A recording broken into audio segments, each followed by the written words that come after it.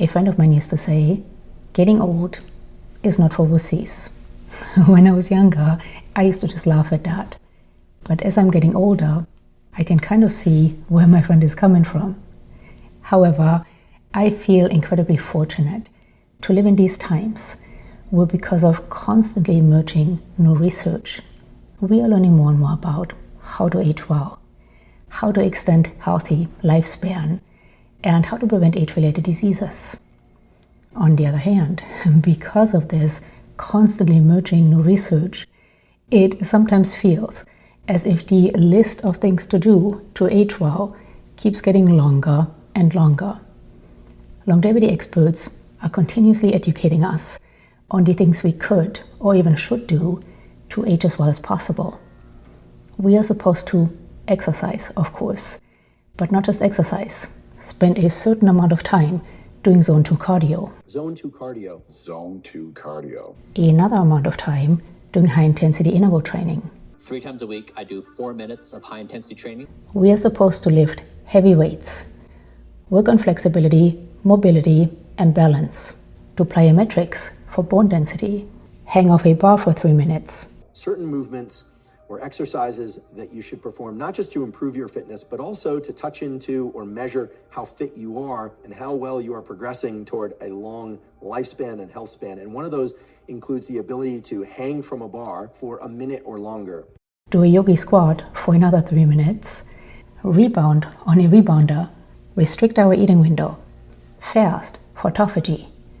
Get a certain amount of protein every day. Get at least 8 hours of sleep a night. There's nothing more powerful to a Homo sapien than sleep. Yeah.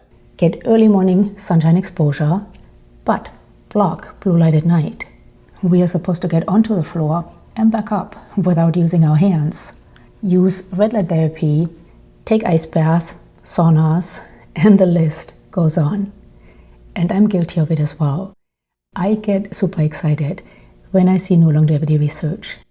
And I love to try things. And I love to share what I'm trying and learning with you. Probably adding to the overwhelm. If I am, I'm sorry.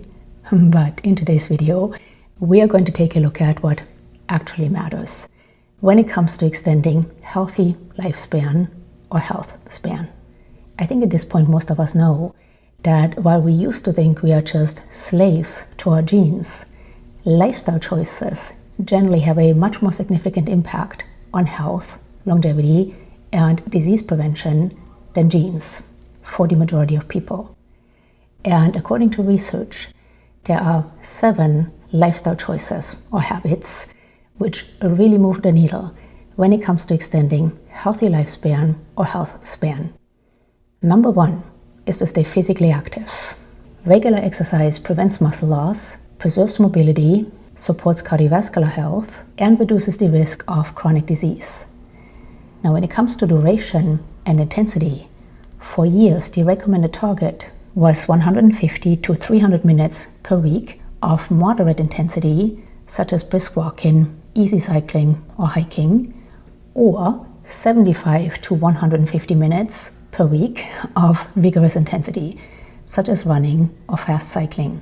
However, a 2022 study published in the journal Circulation, which analyzed 30 years of medical records and mortality data from more than 100,000 adults, found that people who followed the minimum guidelines for physical activity, the ones we just talked about, were able to reduce the risk of early death by 21%.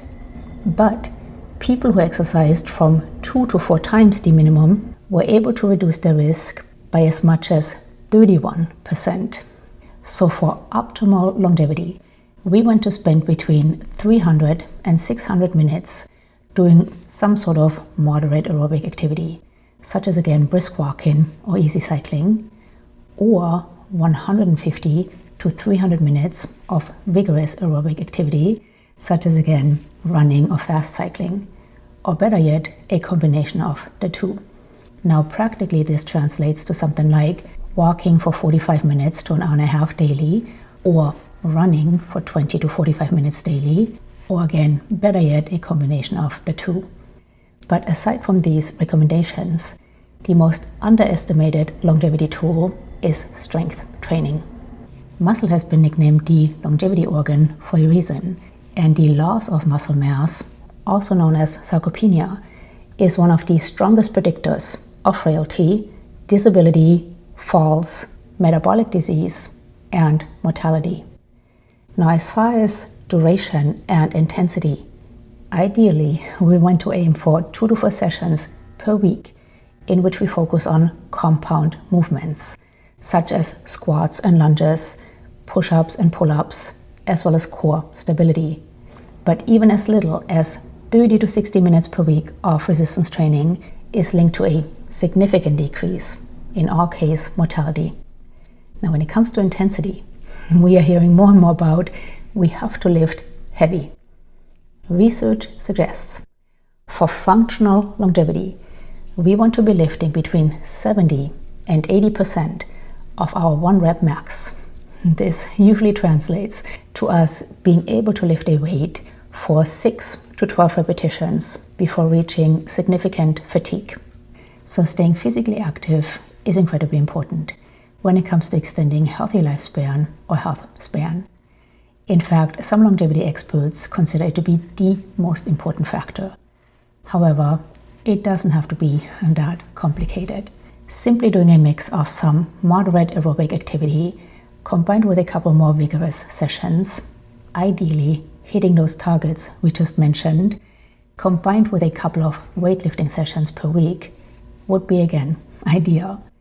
However, a recent study showed that even small amounts of vigorous intermittent lifestyle physical activity, such as bursts of very fast walking or climbing stairs for about 1 to 2 minutes, were associated with reduced cancer-related death risk as well as cardiovascular disease mortality. So again, while it would be ideal to hit those targets we just mentioned, any exercise is better than none. The second important factor when it comes to extending healthy lifespan or health span is to eat a nutrient-dense diet. Research indicates that to extend healthy lifespan, a diet rich in whole grains, vegetables, fruits, nuts, and legumes significantly reduces the risk of chronic disease. Diets such as the Mediterranean diet, which is of course characterized by a high consumption of plant-based foods, such as again fruits, vegetables, legumes, nuts, and whole grains, as well as extra virgin olive oil as the primary fat source, moderate fish intake, and minimal red or processed meat are consistently identified by research as the gold standard for increasing both life expectancy and health span. Multiple clinical trials and large-scale observational studies indicate that high adherence to such dietary patterns reduces the risk of major chronic disease, including cardiovascular disease, stroke, type 2 diabetes, and even certain cancers, while also improving cognitive function and overall quality of life. So to extend healthy lifespan, we want to focus on a diet rich in whole foods and low in red meat and ultra-processed foods. The third very important factor when it comes to extending healthy lifespan or health span is to prioritize sleep. Now, for optimal longevity, research suggests that between 7 to 8 hours of sleep is consistently linked to the lowest risk of chronic disease and mortality. However, recent research indicates that while adequate duration, such as 7 to 8 hours, remains crucial, sleep regularity, so consistent sleep-wake times, is even more important for increasing health span and reducing mortality than simply hitting a specific number of hours of sleep. This study found that people with a high sleep consistency have a lower risk of all-cause cancer and cardiometabolic mortality compared to those with irregular schedules. And according to the study, this comes down to circadian alignment, meaning that sleep regularity helps to maintain healthy circadian rhythm, supporting metabolic, cardiovascular, and mental health.